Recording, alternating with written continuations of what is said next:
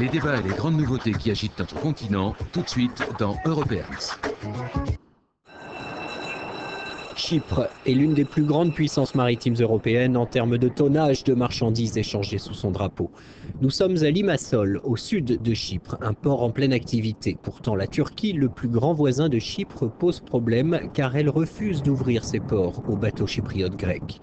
La Commission européenne le martèle sans cesse, la Turquie, candidate à l'adhésion, doit ouvrir ses ports à tous avant la fin de l'année, sous peine de voir ses négociations d'adhésion partiellement ou totalement stoppées. L'île méditerranéenne est toujours divisée. Seul le sud de l'île où l'on parle grec existe aux yeux de la communauté internationale.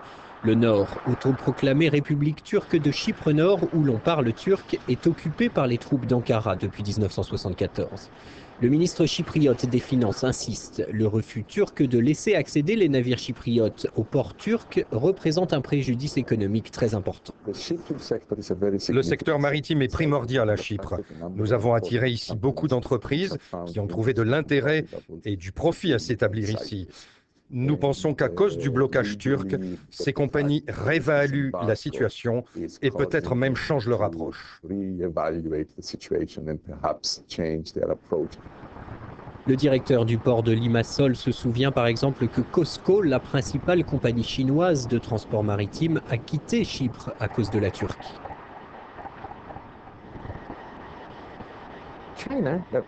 COSCO utilisait le port de Limassol comme base de transfert de ses produits.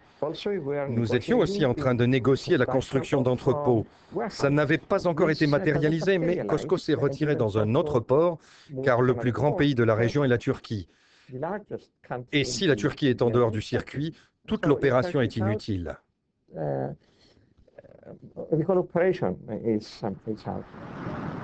Et ce n'est pas tout. Les ports turcs fermés, cela signifie aussi la fermeture de Ceyhan, qui n'est pas n'importe quel mouillage. C'est le terminal du nouveau pipeline qui part d'Azerbaïdjan et passe par la Géorgie.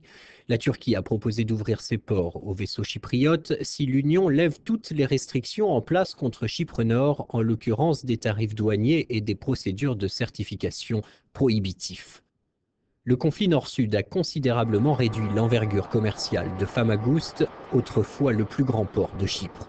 L'Union européenne a proposé d'en reprendre la gestion afin de permettre aux Turcs d'exporter de là leurs produits vers des États membres de l'Union, ce qui est impossible aujourd'hui.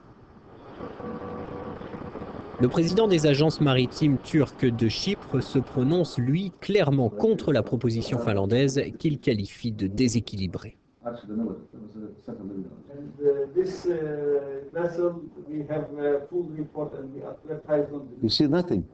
Nous ne voyons rien. La proposition du gouvernement finlandais est vide de substance, elle ne nous donne rien.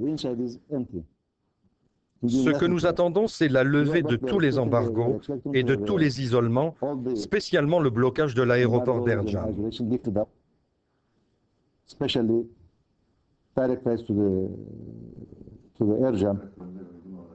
Une réouverture de l'aéroport d'Ercan signifierait des arrivées massives de touristes et de leur argent dans le nord de l'île.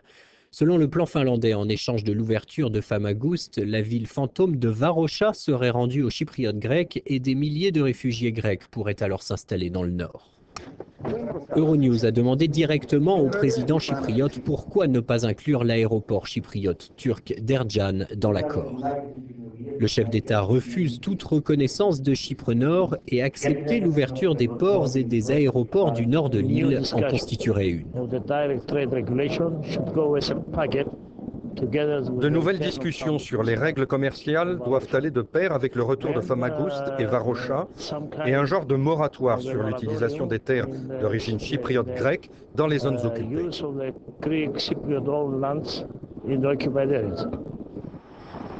Point clé du plan finlandais, des tarifs de douane préférentiels pour les biens exportés au départ de Famagoust.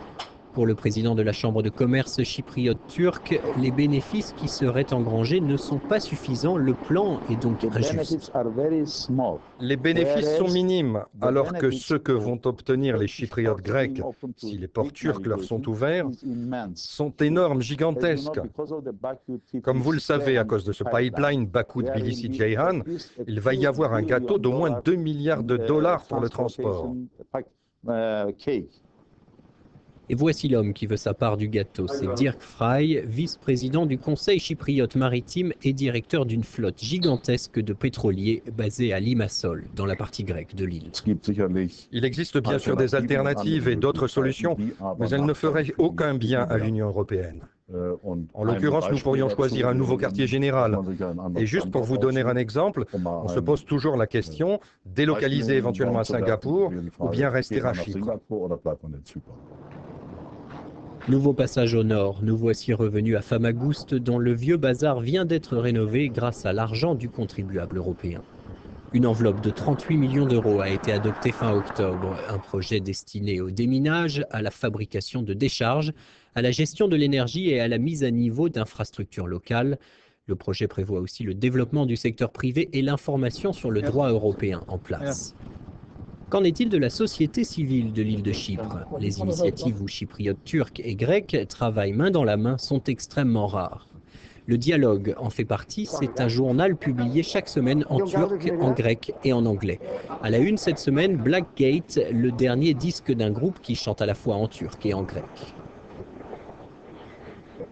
Blackgate, le nom des checkpoints entre les deux parties de l'île, est un couteau dans notre cœur qui n'arrête pas de saigner. Il faut apporter de la lumière là-dedans, il faut apporter de la lumière avec notre musique.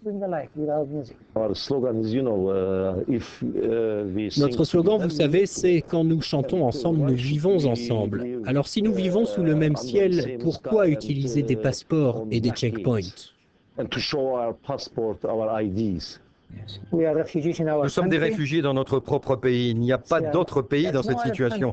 Et les gens qui veulent s'unir, leurs dirigeants s'opposent à des négociations dans ce sens et ils ne peuvent trouver de solution. C'est fou.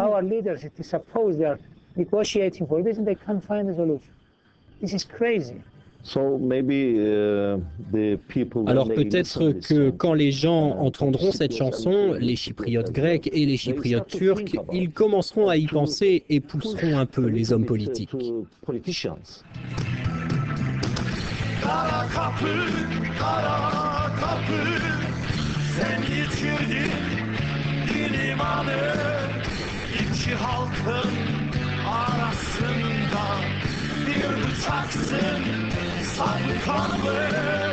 Mabri-bili,